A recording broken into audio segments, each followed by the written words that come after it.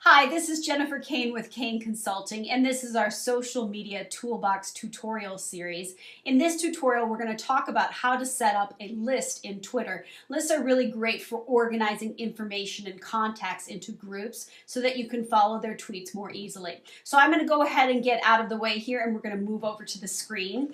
I'm logged into Twitter, and I'm going to go to the main page, which is the Me page, which is showing all of my recent tweets and photos and information. I'm going to go down on the left-hand side here to lists, and it is going to show me both the lists that I have created and those that I have been added to. So up here at the top, you can see that there are 3 lists that I have created, and below that are lists that other people have added me to.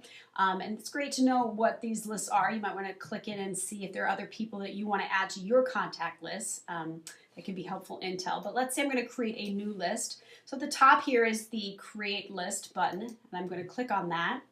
And let's call this list Media Industry Publications. As you can see here, lists can be either public or private. I'm going to make this private since we're just doing it for fun. And this can also be a great way to monitor your competitors or to gain intel in your industry. Do any sort of homework that you maybe don't want to have be public knowledge. So I'm going to go ahead and save this new media list that I've created. And automatically it's going to give me a search field to find people to add to this list. In order to speed up the process, I've already identified a couple and pulled up those in different tabs. So first I'm going to click over to Wired Magazine. Let's say I want to add this to my media list. So I'm going to go over to the little person here and click Add or Remove from List.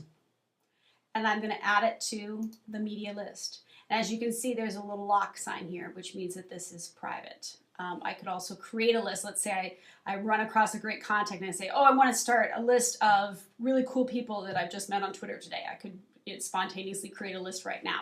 So I'm going to click off on that one. Let's say I also want to add Fast Company. Same thing, I can go over here and add or remove them from my list.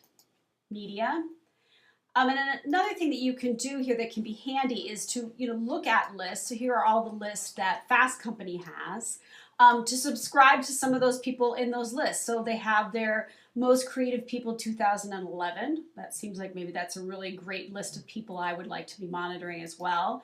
I can check out that list, and then I can go over here and subscribe to that. So I can be following, this is the tweets of all of the creative people from 2011. They're being aggregated into a feed, and I can go ahead and subscribe to that if I wanted to get those tweets as well. So if you want to make any changes, let's click back on over to my main page here, the Me page.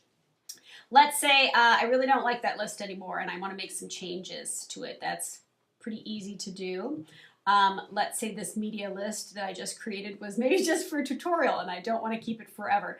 I can go ahead and click on that list. And then over here we have an opportunity to both edit it and delete it if you have made a mistake. So that is a simple way to set up some lists in Twitter. Twitter changes all the time, so you might want to check the date on this tutorial before you try to take some of the suggestions in hand.